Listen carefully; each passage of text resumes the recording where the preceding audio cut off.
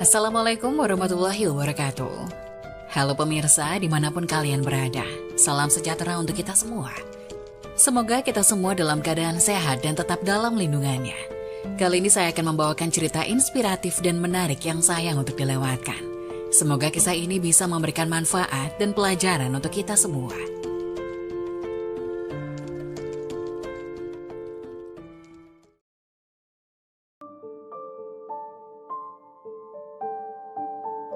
Wajib tahu perbuatan apa saja yang berakibat batalkan sholat kita. Ada begitu banyak hal yang bisa mengakibatkan sholat yang dikerjakan menjadi batal. Dan di antara hal-hal yang membatalkan sholat sebagaimana yang telah dijabarkan oleh para fuqaha adalah sebagai berikut. Sebagiannya telah menjadi kesepakatan ulama tanpa khilaf. Sebagian lainnya juga membatalkan, namun masih khilaf para ulama di dalamnya.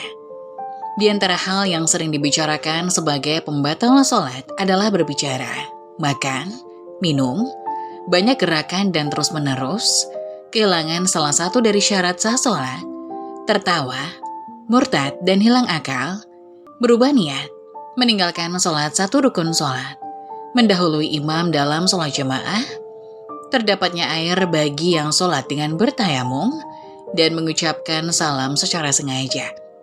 Kita akan membahas hal-hal tadi satu persatu. Pertama, kehilangan salah satu dari syarat sah sholat. Bahwa di antara syarat-syarat sahnya sholat, antara lain adalah muslim, berakal, tahu sudah masuk waktu sholat, suci dari najis, suci dari hadas, menutup aurat, dan menghadap kiblat. Murtad. Syarat pertama orang yang mengerjakan sholat adalah statusnya harus menjadi seorang muslim. Bila status keislamannya terlepas, maka otomatis sholatnya menjadi batal. Maka, orang yang sedang melakukan sholat lalu tiba-tiba murtad, maka batal sholatnya. Mungkin ada orang yang bertanya, bagaimana bisa seseorang yang sedang sholat tiba-tiba berubah menjadi murtad? Murtad atau keluar dari agama Islam bisa saja terjadi tiba-tiba. Misalnya ketika seseorang tiba-tiba mengingkari wujud Allah Subhanahu wa Ta'ala, atau mengingkari kerasulan Muhammad Sallallahu Alaihi Wasallam, termasuk juga mengingkari kebenaran agama Islam sebagai agama satu-satunya yang Allah ridhoi. Bila sesaat setan masuk ke dalam pikiran sambil meniupkan pikiran sesaatnya itu, lalu seseorang itu sampai kepada tingkat meyakini apa yang ditiupkan setan itu, maka boleh jadi tidak sempat murtad sebentar. Kalaupun saat itu dia segera sadar, maka sholat yang dilakukannya dianggap batal dan harus diulang lagi. Mengapa demikian? Karena kekufuran itu merusak amal dan membuatnya menjadi sia-sia. Dalilnya adalah firman Allah Subhanahu wa Ta'ala, yang artinya, jika kamu mempersekutukan, niscaya akan hapuslah amalmu, dan tentulah kamu termasuk orang-orang yang merugi. Quran Surat Az-Zumar ayat 65. Gila. Demikian juga dengan orang yang tiba-tiba menjadi gila atau hilang akal saat sedang sholat, maka sholatnya juga batal. Sebab syarat sah dalam ibadah sholat salah satunya adalah berakal. Sholat yang dilakukan oleh orang gila atau kehilangan akalnya, tentu sholat itu tidak sah. Dan bila gila itu datang kumat-kumatan, sebentar datang dan sebentar hilang, maka bila terjadi ketika sedang sholat, maka sholat itu menjadi batal. Belum masuk waktu. Di antara syarat sah sholat adalah bahwa mengetahui waktu sholat sudah masuk. Sebab sholat itu tidak sah dilakukan bila belum lagi masuk waktunya. Maka, bila seseorang yang sedang mengerjakan sholat kemudian terbukti bahwa dia tengah sholat itu baru masuk waktunya, otomatis sholatnya itu menjadi batal dengan sendirinya. Hukum sholat sebelum waktunya jauh berbeda dengan sholat yang dilakukan pada waktu yang sudah terlewat. Bila waktunya sudah lewat, sholat masih sah dilakukan. Bahkan dalam kaitannya dengan sholat fardu, hukumnya tetap wajib dikerjakan. Tersentuh najis. Suci dari najis adalah salah satu syarat sah sholat. Tidak sah sholat seseorang kalau badan, pakaian, atau tempatnya sholat masih terkena najis. Maka bila di tengah-tengah sholat, seseorang terkena atau tersentuh benda-benda najis, maka secara otomatis sholatnya itu pun menjadi batal. Namun yang perlu diperhatikan adalah, batalnya sholat itu hanya apabila najis itu tersentuh tubuhnya atau pakaiannya. Adapun tempat sholat itu sendiri, bila mengandung najis namun tidak sampai tersentuh langsung dengan tubuh atau pakaian, sholatnya masih sah dan bisa diteruskan. Asalkan dia bergeser dari tempat di mana najis itu tersentuh. Selain sumber najis itu dari luar, bisa juga najis itu datang dari dalam tubuh sendiri. Maka bila ada najis yang keluar dari tubuhnya hingga terkena tubuhnya seperti mulut, hidung, telinga, atau lainnya, maka sholatnya batal. Namun bila kadar najisnya hanya sekedar najis yang dimaafkan, yaitu najis-najis kecil ukurannya, maka hal itu tidak membatalkan sholat. Mengalami hadas kecil. Bila seseorang mengalami hadas besar atau kecil, maka batal pula sholatnya. Baik hal itu terjadi tanpa sengaja atau secara sadar, ataupun dengan sengaja dan sepenuh kesadaran. Hal-hal yang membuat seseorang berhadas kecil dan bisa membatalkan wudhu ada beberapa hal. Sebagian disepakati para ulama dan sebagian lainnya masih menjadi khilaf atau perbedaan pendapat. Keluarnya sesuatu lewat kemaluan.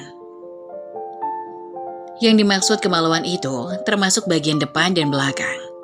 Dan yang keluar itu bisa apa saja, termasuk benda cair seperti air kencing, mani, wadi, mazi, atau apapun yang cair.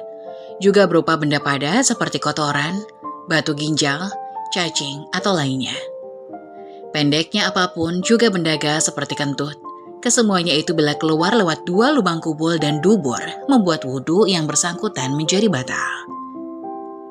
Dasarnya adalah firman Allah Subhanahu wa Ta'ala berikut ini, yang artinya dari Abu Hurairah radhiyallahu anhu bahwa Rasulullah Shallallahu alaihi wasallam bersabda, bila seseorang dari kalian mendapati sesuatu pada perutnya, lalu dia merasa ragu, apakah ada sesuatu yang keluar atau tidak, maka tidak perlu dia keluar dari masjid kecuali dia mendengar suara atau mencium baunya. Hadis riwayat Muslim. Tidur. Tidur yang bukan dalam posisi tetap atau tamakun di atas bumi. Dalilnya adalah sabda Rasulullah SAW. Siapa yang tidur, maka hendaklah dia berwudu. Hadis riwayat Abu Daud dan Ibnu Majah. Tidur yang membatalkan wudu adalah tidur yang membuat hilangnya kesadaran seseorang. Termasuk juga tidur dengan berbaring atau bersandar pada dinding. Sedangkan tidur sambil duduk yang tidak bersandar, kecuali pada tubuhnya sendiri, tidak termasuk yang membatalkan wudhu, sebagaimana hadis berikut. Yang artinya, dari Anas radhiyallahu anhu berkata bahwa para sahabat Rasulullah Shallallahu alaihi wasallam tidur, kemudian sholat tanpa berwudhu. Hadis riwayat Muslim. Abu Daud menambahkan, hingga kepala mereka terkulai dan itu terjadi di masa Rasulullah Shallallahu alaihi wasallam. Hilang akal. Hilang akal baik karena mabuk atau sakit. Seseorang yang minum khamar dan hilang akalnya karena mabuk, maka wudhunya batal. Demikian juga orang yang sempat pingsan tidak sadarkan diri juga batal wudhunya. Demikian juga orang yang sempat kesurupan atau menderita penyakit ayan, di mana kesadarannya sempat hilang beberapa waktu wudhunya batal. Kalau mau sholat harus mengulangi wudhunya. Menyentuh kemaluan. Dalilnya adalah sabda Rasulullah Shallallahu alaihi wasallam yang artinya, siapa yang menyentuh kemaluannya maka harus berwudu. Hadis riwayat Ahmad dan At-Tirmizi. Para ulama kemudian menetapkan dari hadis ini bahwa segala tindakan yang masuk dalam kriteria menyentuh kemaluan mengakibatkan batalnya wudhu. Baik menyentuh kemaluannya sendiri ataupun kemaluan orang lain. baik kemaluan laki-laki maupun kemaluan wanita, baik kemaluan manusia yang masih hidup ataupun kemaluan manusia yang telah mati, baik kemaluan orang dewasa maupun kemaluan anak kecil. Bahkan para ulama memasukkan dubur sebagai bagian dari yang jika tersentuh membatalkan wudhu. Namun para ulama mengecualikan bila menyentuh kemaluan dengan bagian luar dari telapak tangan, di mana hal itu tidak membatalkan wudhu. Menyentuh kulit lawan jenis. Menyentuh kulit lawan jenis yang bukan mahram tanpa ada lapisan atau penghalang, termasuk hal yang membatalkan wudhu menurut pendapat para ulama. Di dalam mazhab Asy-Syafi'iyah, menyentuh kulit lawan jenis yang bukan mahram termasuk yang membatalkan wudhu. Namun hal ini memang sebuah bentuk khilaf di antara para ulama. Sebagian mereka tidak memandang demikian, sebab perbedaan pendapat mereka didasarkan pada penafsiran ayat Al-Quran, yaitu yang artinya, atau kamu telah menyentuh perempuan, kemudian kamu tidak mendapat air, maka bertayamumlah kamu dengan tanah yang baik. Quran Surat An-Nisa ayat 43. Sebagian ulama mengartikan kata menyentuh sebagai kiasan yang maksudnya adalah jima, sehingga bila hanya sekedar bersentuhan kulit tidak membatalkan wudhu. Ulama kalangan Asy-Syafi'iyah cenderung mengartikan kata menyentuh secara harfiah, sehingga menurut mereka sentuhan kulit antara laki-laki dan wanita yang bukan mahram itu membatalkan wudhu.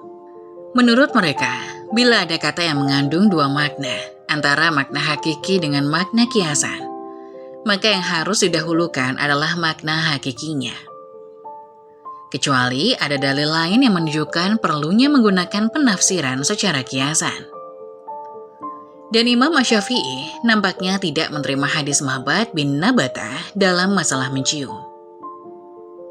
Namun bila ditinjau lebih dalam, pendapat-pendapat di kalangan ulama Syafi'iyah, sebenarnya kita masih juga menemukan beberapa perbedaan. Misalnya, sebagian mereka mengatakan bahwa yang batal wudhunya adalah yang sengaja menyentuh. Sedangkan yang tersentuh tapi tidak sengaja menyentuh, maka tidak batal wudhunya. Juga ada pendapat yang membedakan antara sentuhan dengan lawan jenis non-mahram dengan pasangan. Menurut sebagian mereka, bila sentuhan itu antara suami istri tidak membatalkan wudhu. Dan sebagian ulama lainnya, jika memaknainya secara harfiah, sehingga menyentuh atau bersentuhan kulit dalam arti fisik adalah termasuk hal yang membatalkan wudhu. Pendapat ini didukung oleh Al-Hanafiyah yang juga semuanya salaf dari kalangan sahabat. Sedangkan Al-Malikiyah dan jumhur pendukungnya mengatakan hal sama kecuali bila sentuhan itu dibarengi dengan syahwat, maka barulah sentuhan itu membatalkan wudhu. Pendapat mereka dikuatkan dengan adanya hadis yang memberikan keterangan bahwa Rasulullah SAW pernah menyentuh para istrinya dan langsung mengerjakan sholat tanpa berwudhu lagi. Dari Habib bin Abi Thabit, dari Urwah, dari Aisyah radhiyallahu anha, dari Nabi SAW, bahwa Rasulullah mencium sebagian istrinya, kemudian keluar untuk sholat tanpa berwudhu. Hadis riwayat Tirmidzi, Abu Daud, An-Nasai, Ibnu Majah, dan Ahmad. Mengalami hadas besar. Selain terkena hadas kecil, yang ikut juga membatalkan seseorang dari sholatnya adalah terkena atau mendapatkan hadas besar. Maksudnya, kalau pada saat sedang sholat, seseorang mengalami hal-hal yang mengakibatkan terjadinya hadas besar, maka secara otomatis sholatnya batal.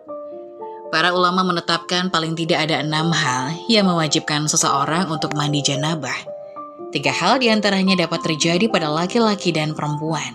3 lagi sisanya hanya terjadi pada perempuan. Keluar mani. Keluarnya air mani menyebabkan seseorang mendapat janabah baik dengan cara sengaja atau tidak. Dasarnya adalah sabda Rasulullah SAW berikut ini, yang artinya, dari Abi Sa'id Al-Khudri radhiyallahu anhu berkata bahwa Rasulullah SAW bersabda, sesungguhnya air itu dari sebab air keluarnya sperma. Hadis riwayat Bukhari dan Muslim. Namun ada sedikit perbedaan pandangan dalam hal ini di antara para fuqaha. Mazhab Al-Hanafiyah dan Al-Malikiyah serta Al-Hanabilah mensyaratkan keluarnya mani itu karena syahwat atau dorongan gejolak nafsu, baik keluar dengan sengaja atau tidak sengaja. Yang penting ada dorongan syahwat seiring dengan keluarnya mani, maka barulah diwajibkan mandi janabah. Sedangkan mazhab Asy-Syafi'iyah memutlakkan keluarnya mani, baik karena syahwat ataupun karena sakit, semuanya tetap mewajibkan mandi janabah. Sedangkan air mani laki-laki itu sendiri punya ciri khas yang membedakannya dengan wadi dan mazi. Dari aromanya, air mani memiliki aroma seperti aroma ajin, dan seperti telur bila telah mengering. Keluarnya dengan cara memancar, sebagaimana Allah Subhanahu wa Ta'ala bersabda, rasa lezat ketika keluar dan setelah itu syahwat jadi mereda. Mani wanita. Dari Ummi Salamah radhiyallahu anha bahwa Ummu Sulaim, istri Abu Thalhah, bertanya, "Ya Rasulullah, sungguh Allah tidak bau dari kebenaran. Apakah wanita wajib mandi bila keluar mani?" Rasulullah Shallallahu Alaihi Wasallam menjawab, "Iya, bila dia melihat mani keluar." Hadis riwayat Bukhari dan Muslim. Hadis ini menegaskan bahwa wanita pun mengalami keluar mani, bukan hanya laki-laki. Bertemunya dua kemaluan. Yang dimaksud dengan bertemunya dua kemaluan adalah kemaluan laki-laki dan kemaluan wanita. Dan istilah ini disebutkan dengan maksud persetubuhan atau jima. Dan para ulama membuat batasan. Dengan lenyapnya kemaluan atau masuknya ke dalam faraj wanita atau faraj apapun, baik faraj hewan. Termasuk juga bila dimasukkan ke dalam dubur, baik dubur wanita ataupun dubur laki-laki, baik orang dewasa atau anak kecil. Baik dalam keadaan hidup atau dalam keadaan mati, semuanya mewajibkan mandi di luar larangan perilaku itu. Hal yang sama berlaku juga untuk wanita, di mana bila farajnya dimasuki oleh kemaluan laki-laki, baik dewasa atau anak kecil, baik kemaluan manusia maupun hewan, baik dalam keadaan hidup atau dalam keadaan mati, termasuk juga bila yang dimasuki itu duburnya, semuanya diwajibkan mandi di luar masalah larangan perilaku itu. Semua yang disebutkan tadi termasuk hal-hal yang mewajibkan mandi, meskipun tidak sampai keluar air mani. Dalilnya adalah sabda Rasulullah Shallallahu Alaihi Wasallam berikut ini, yang artinya dari Aisyah radhiyallahu anha berkata bahwa Rasulullah Shallallahu Alaihi Wasallam bersabda, bila dua kemaluan bertemu atau bila kemaluan menyentuh kemaluan lainnya, maka hal itu mewajibkan mandi janabah. Aku melakukannya bersama Rasulullah Shallallahu Alaihi Wasallam dan kami mandi. Dari Abi Hurairah radhiyallahu anhu berkata bahwa Rasulullah Shallallahu Alaihi Wasallam bersabda, bila seseorang duduk di antara empat cabangnya, kemudian bersungguh-sungguh menyetubuhi, maka sudah wajib mandi. Hadis riwayat muttafaqun alaih. Dalam riwayat Muslim disebutkan, meskipun tidak keluar mani. Meninggal. Seseorang yang meninggal maka wajib atas orang lain yang masih hidup untuk memandikan jenazahnya. Dalilnya adalah sabda Nabi Shallallahu Alaihi Wasallam tentang orang yang sedang ihram tertimpa kematian. Rasulullah Shallallahu Alaihi Wasallam bersabda, mandikanlah dengan air dan daun bidara. Hadis riwayat Bukhari dan Muslim. Haid. Haid atau menstruasi adalah kejadian alamiah yang wajar terjadi pada seseorang wanita dan bersifat rutin bulanan. Keluarnya darah haid itu justru menunjukkan bahwa tubuh wanita itu sehat. Dalilnya adalah firman Allah Subhanahu wa Ta'ala dan juga sabda Rasulullah Shallallahu Alaihi Wasallam. Mereka bertanya kepadamu tentang haid, katakanlah, haid itu adalah kotoran. Oleh sebab itu, hendaklah kamu menjauhkan diri dari wanita di waktu haid. Dan janganlah kamu mendekati mereka sebelum mereka suci.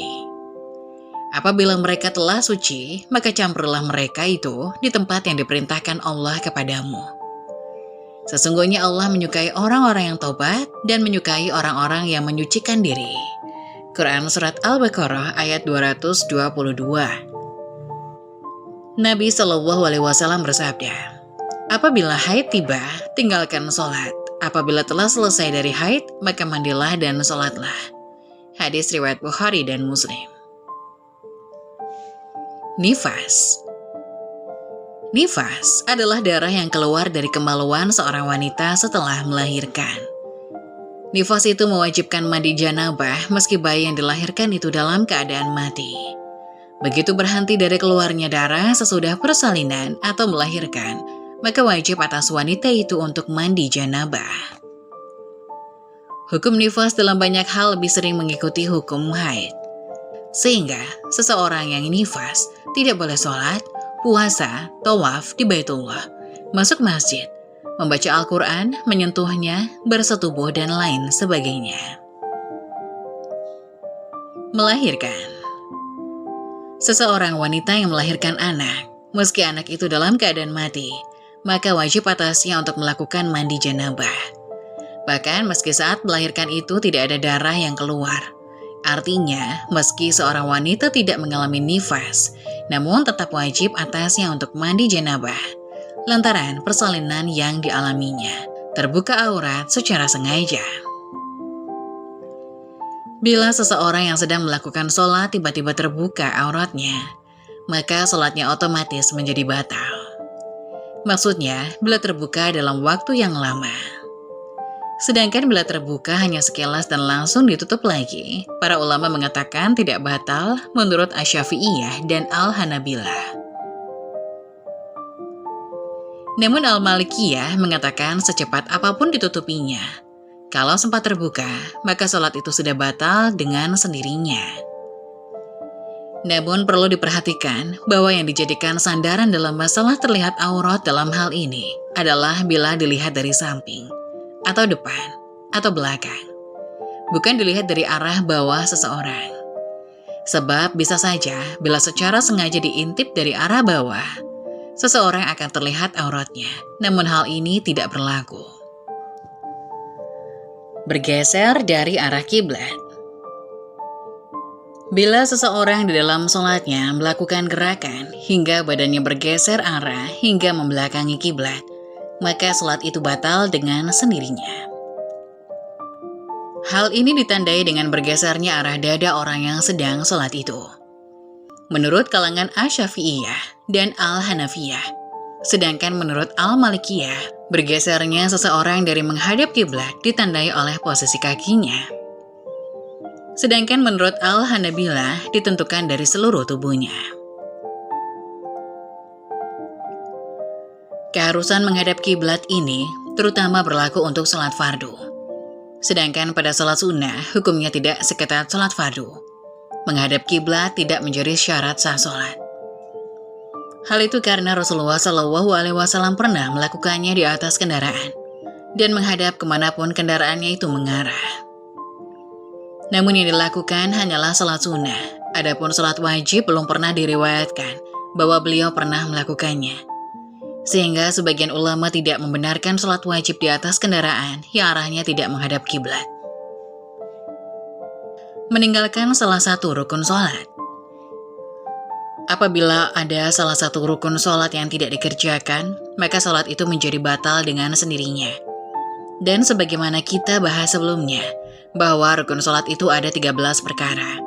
Bahkan sebagian ulama menambahi bilangannya sesuai dengan perbedaan pendapat masing-masing. Maka bila salah satu dari rukun-rukun itu tidak dikerjakan, seketika itu juga sholat menjadi batal hukumnya. Kehilangan niat. Seseorang yang sedang sholat lalu tiba-tiba niatnya berubah, maka sholatnya menjadi batal.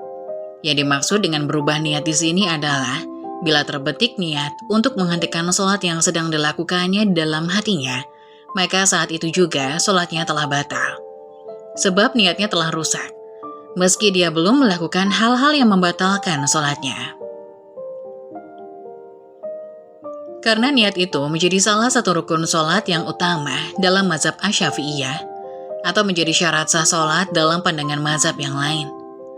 Maka seseorang yang melakukan sholat, bila kehilangan salah satu rukun atau syarat sah sholat, otomatis sholatnya pun menjadi rusak alias batal.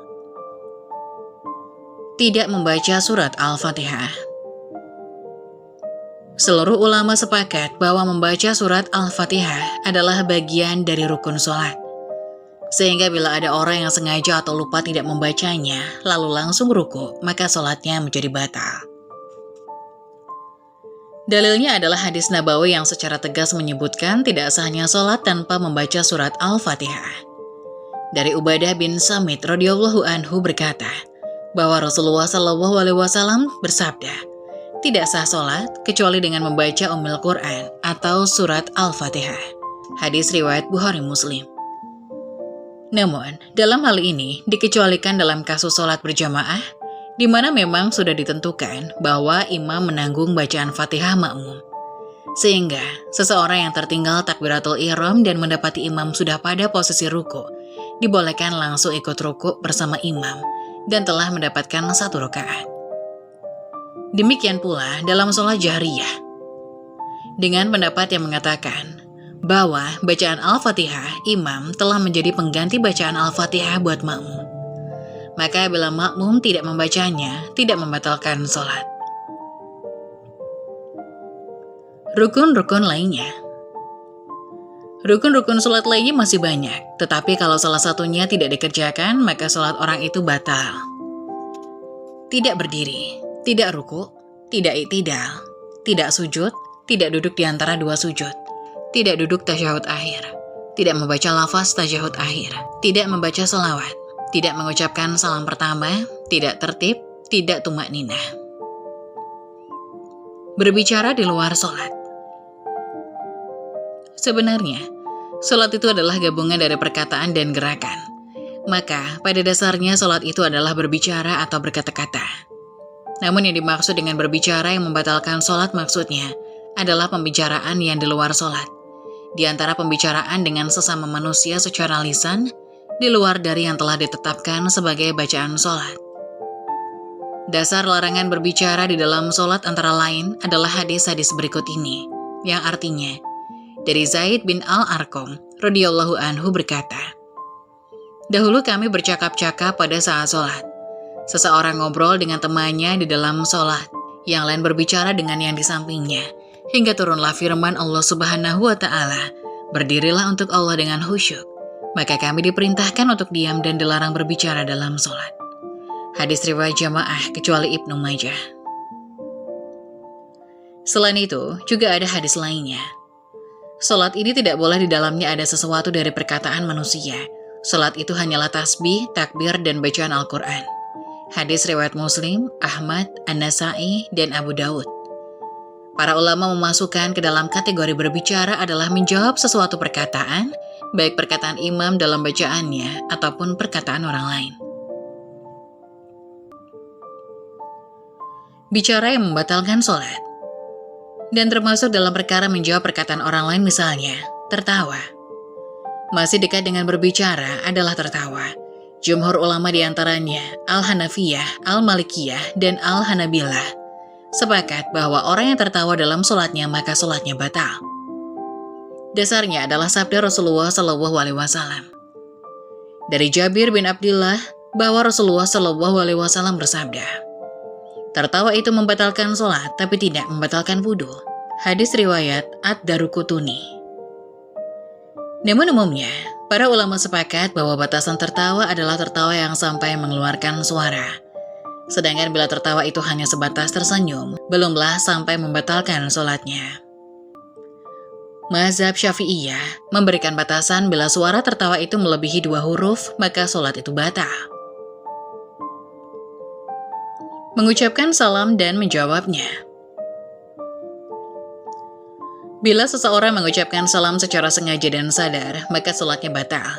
Sebab fungsi salam di dalam sholat adalah sebagai penutup dari sholat. Sehingga bila penutup itu dilakukan, maka para ulama mengatakan sholatnya otomatis selesai. Dasarnya adalah hadis Nabi SAW yang menyatakan bahwa salam adalah hal yang mengakhiri sholat. Dari Ali bin Abi Thalib radhiyallahu anhu, bahwa Rasulullah SAW bersabda, kunci sholat itu adalah kesucian dan yang mengharamkannya dari segala hal di luar sholat adalah takbir. Hadis riwayat Muslim. Menjawab salam hukumnya memang wajib. Tetapi kalau dilakukan ketika sholat, jawaban salam itu membatalkan sholat. Membaca sholawat. Ketika mendengar nama beliau Shallallahu Alaihi Wasallam disebut, memang disunahkan bagi kita untuk membaca selawat. Tetapi, bila selawat itu diucapkan di dalam sholat, padahal bukan bagian dari ayat Al-Quran atau tasyahud, maka termasuk membatalkan. Mendoakan orang bersin. Orang yang bersin disunahkan untuk mengucapkan lafaz Alhamdulillah, dan yang mendengar disunahkan mendoakan dengan lafaz Yarhamukallah. Lalu yang bersin disunahkan menjawab dengan lafaz Yahdina wa yuslihu balakum. Akan tetapi, manakala semua itu dilakukan di dalam sholat, maka batal sholat mereka. Mengucapkan Sadaqallahul Azim. Sebagian orang ada yang terbiasa membaca lafaz Sadaqallahul Azim seusai membaca ayat-ayat Al-Quran. Dan sebagian lainnya memakruhkan karena takut dianggap bagian dari Al-Quran. Lepas dari perbedaan pendapat di antara mereka, yang pasti, bila orang yang sedang sholat mengakhiri bacaan ayat Al-Quran dengan lafaz tersebut, sholatnya batal. Mengucapkan istirja. Lafaz istirja adalah ucapan Inna lillahi wa inna ilaihi raji'un. Biasanya kita ucapkan manakala kita menghadapi cobaan, bala, musibah, kematian, dan sebagainya. Baik kita langsung yang mengalaminya atau dialami oleh orang lain. Tetapi manakala lafaz itu diucapkan pada saat seseorang melakukan sholat, maka sholatnya batal. Suara tanpa arti. Juga termasuk dikatakan telah berbicara atau berkata-kata adalah apabila seseorang berdeham, mengaduh, menangis, merintih, menguap, dan sebagainya. Semua itu dilakukan tanpa uzur hingga mengeluarkan suara atau membentuk kata yang terdiri dari 2 huruf atau lebih. Bicara yang tidak membatalkan sholat. Sedangkan bicara yang tidak termasuk membatalkan sholat antara lain al-fatu dan doa-doa yang kita susun dan dibaca di dalam sholat. Al-fat. Dibolehkan bagi makmum mengingatkan bacaan ayat Al-Quran yang imam melupakannya. Istilahnya adalah al-fat yang artinya membuka. Maksudnya, membuka diamnya imam yang lupa atau bingung dengan bacaannya yang tersilap. Asalkan niatnya untuk membaca Al-Quran dan bukan untuk berdialog atau talqin, hukumnya boleh. Bahkan mazhab Asy-Syafi'i mewajibkannya. Dasarnya adalah hadis berikut. Dari Ibnu Umar radhiyallahu anhu, bahwa Nabi Muhammad SAW melakukan sholat dan membaca ayat Al-Quran. Namun ada yang tersilap. Ketika selesai sholat, beliau bertanya kepada ayahku, Umar bin Khattab, "Apakah kamu sholat bersama kita?" Umar menjawab, "Iya." Nabi bertanya, "Apa yang menghalangimu dari mengingatkan aku?" Hadis riwayat Abu Daud. Namun, bila fat itu ditujukan kepada selain imam, maka hukumnya membatalkan sholat. Al-fatu adalah istilah yang digunakan di dalam sholat berjamaah, di mana makmum yang berada di belakang imam mengoreksi bacaan atau gerakan imam yang keliru. Rasulullah Shallallahu Alaihi Wasallam mensyariatkan fat kepada makmum bila mendapati imam yang lupa bacaan atau gerakan. Sedangkan buat jamaah wanita cukup dengan bertepuk tangan. Tasbih untuk laki-laki dan bertepuk buat wanita. Hadis riwayat Muslim. Makmum boleh membetulkan bacaan imam yang salah, keliru atau terlupa dengan bersuara yang sekiranya bisa didengar oleh imam. Demikian juga makmum boleh menyebut lafaz subhanallah apabila mengetahui imam bersalah dalam gerakan. Seperti hampir mau menambah jumlah rakaat dari 4 menjadi 5 atau sebaliknya. Belum sampai 4 rakaat sudah mau duduk tahiyat akhir. Ketika makmum mengucapkan tasbih ini, tidak dianggap dia telah batal dari sholatnya. Sebab melakukan fat, ini adalah hal yang pernah ditetapkan oleh Rasulullah SAW. Melafazkan doa. Melafaz doa tidak membatalkan sholat, karena pada dasarnya sholat itu memang doa. Bahkan di dalam sholat ada posisi tertentu yang memang kita anjurkan untuk memperbanyak doa. Posisi paling dekat antara seorang hamba dengan Tuhannya ketika sujud. Maka perbanyaklah doa pada waktu sujud. Hadis riwayat Muslim. Aku dilarang untuk membaca Al-Quran dalam keadaan ruku atau sujud. Ketika ruku, agungkanlah Rob. Sedangkan ketika sujud, maka berusahalah bersungguh-sungguh dalam doa, sehingga layak dikabulkan untukmu. Hadis riwayat Muslim. Lafaz doa yang paling utama adalah lafaz yang diambil dari ayat-ayat Al-Quran. Kemudian dari sunnah Rasulullah SAW yang matsur. Namun, bukan berarti doa dengan lafaz yang kita susun sendiri menjadi terlarang. Meskipun lafaz doa nampak seperti pembicaraan di luar sholat, namun berdoa di dalam sholat dengan lafaz yang kita karang sendiri dibolehkan. Syaratnya doa itu harus berbahasa Arab. Bila doa itu dilakukan dalam bahasa Indonesia atau bahasa selain Arab, maka doa itu termasuk dianggap lafaz di luar sholat. Keempat, bergerak di luar gerakan sholat. Para ulama sepakat bahwa gerakan di luar sholat yang dilakukan berulang-ulang akan membatalkan sholat. Namun mereka berbeda pendapat dalam batasannya. Pertama, mazhab Al-Hanafiyah dan Al-Malikiyah. Batasan gerakan yang banyak menurut kedua mazhab ini adalah apa yang diyakini oleh orang lain sebagai gerakan bukan sholat. Maka hal itu termasuk gerakan yang banyak. Tetapi bila orang lain masih ragu-ragu apakah seseorang sedang sholat atau tidak, maka hal itu belum membatalkan. Ibnu Abidin mengatakan harus ditambahkan bahwa gerakan yang banyak dan membatalkan sholat itu di luar dari gerakan untuk membunuh ular dan kalajengking, karena Rasulullah SAW memerintahkan untuk melakukannya. Yang kedua, mazhab Asy-Syafi'iyah dan Al-Hanabilah. Yang dimaksudkan adalah gerakan yang banyak dan berulang-ulang terus itu standarnya adalah al-urf. Al-urf maksudnya kebiasaan yang berlaku di tengah masyarakat. Bila di tengah masyarakat suatu gerakan di dalam sholat dianggap sudah keluar dari konteks sholat, maka gerakan itu membatalkan sholat. Sebaliknya, bila urf di tengah masyarakat menganggap gerakan itu masih dalam kategori sholat, maka sholatnya tidak batal. Mazhab Asy-Syafi'i memberikan batasan bahwa dua langkah yang dilakukan oleh orang yang sedang sholat belum termasuk membatalkan, karena dianggap masih sedikit. Tetapi langkah yang ketiga sudah membatalkan, karena 3 adalah angka banyak yang minimal. Demikian juga dengan gerakan lain. Bila sampai 3 kali gerakan berturut-turut sehingga seseorang batal dari sholatnya. Namun bukan berarti setiap ada gerakan langsung membatalkan sholat. Sebab dahulu Rasulullah SAW pernah sholat sambil menggendong anak. Dari Abi Qatadah radhiyallahu anhu berkata, "Aku pernah melihat Nabi SAW mengimami orang sholat, sedangkan Ummamah binti Abil Ash yang juga anak perempuan dari putri beliau, Zainab, berada pada gendongannya.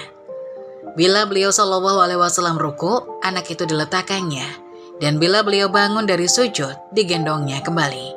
Hadis riwayat Muslim. Bahkan beliau SAW memerintah orang yang sedang sholat untuk membunuh ular dan kalajengking, atau al-aswadain. Dan beliau juga pernah melepas sandalnya sambil sholat. Kesemuanya gerakan itu tidak termasuk yang membatalkan. Intinya, kalau gerakan itu diciptakan sendiri dan tidak termasuk gerakan di dalam sholat, lantas dilakukan berulang-ulang, maka gerakan itu membatalkan sholat. Sedangkan bila gerakan itu didasari dari hadis Nabi SAW, beliau pernah melakukannya di dalam sholat, maka hukumnya tidak membatalkan sholat. Sebab kalau kita mengatakan bahwa gerakan itu membatalkan sholat, maka sholat Rasulullah SAW pun seharusnya kita bilang batal. Padahal beliau justru sumber dalam masalah hukum-hukum sholat. Makan dan minum. Makan dan minum termasuk perbuatan yang membatalkan sholat. Namun para ulama berbeda pendapat tentang detail-detailnya. Al-Hanafiyah. Mazhab Hanafiyah mengatakan walaupun seseorang lupa menelan biji kecil, sholatnya dianggap batal. Demikian juga gerakan mengunyah makanan bila 3 kali berturut-turut, meski tidak ditelan sudah dianggap membatalkan sholat.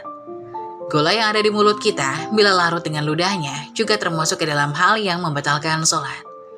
Ibnu Abidin menyebutkan yang termasuk kategori makan ada 2. Pertama, gerakan mengunyah makanan meski tidak ditelan.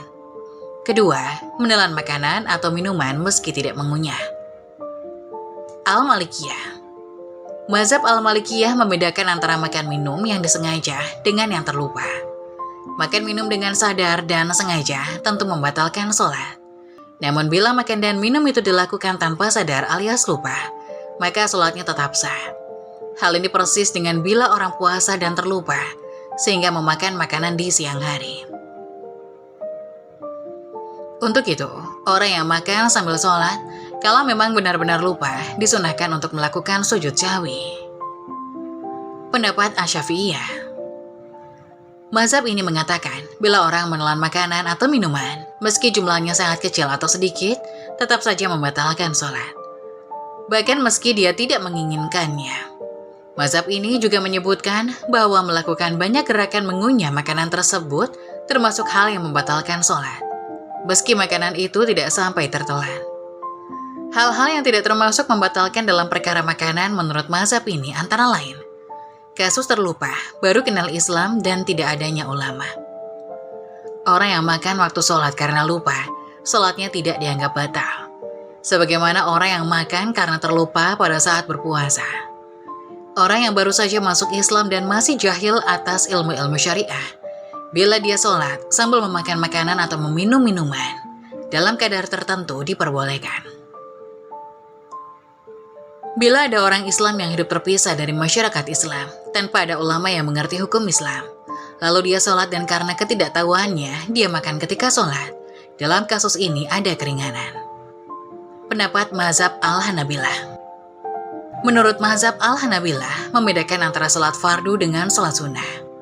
Orang yang sedang melakukan sholat fardu, bila dia makan sesuatu atau meminumnya, maka sholatnya batal, meskipun yang dimakan itu sedikit. Namun bila makan dan minum pada waktu sholat sunnah, maka hal itu tidak membatalkan sholatnya, kecuali apabila jumlah yang dimakan itu sangat banyak. Mendahului imam dalam sholat berjamaah. Bila seorang makmum mendahului gerakan imam, seperti bangun dari sujud lebih dulu dari imam, maka batallah sholatnya. Namun bila hal itu terjadi tanpa sengaja, maka tidak termasuk yang membatalkan sholat.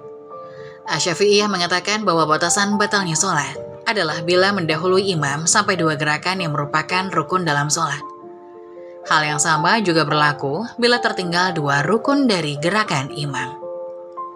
Yang ketujuh, terdapatnya air bagi yang tayamum. Seseorang yang tidak mendapatkan air untuk bersuci dari hadas, lalu bersuci dengan cara bertayamum untuk sholat. Bila ketika sholat tiba-tiba terdapat air yang bisa dijangkaunya dan cukup untuk digunakan berwudu, maka saat itu otomatis sholatnya batal.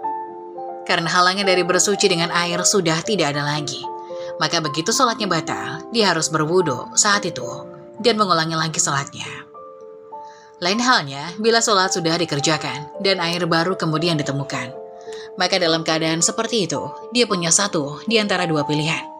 Pertama, dia boleh mengulangi sholatnya dengan berwudu. Kedua, dia tidak perlu lagi mengulangi sholatnya karena sudah ditunaikan secara sah. Wallahu a'lam bishawab. Wassalamualaikum warahmatullahi wabarakatuh.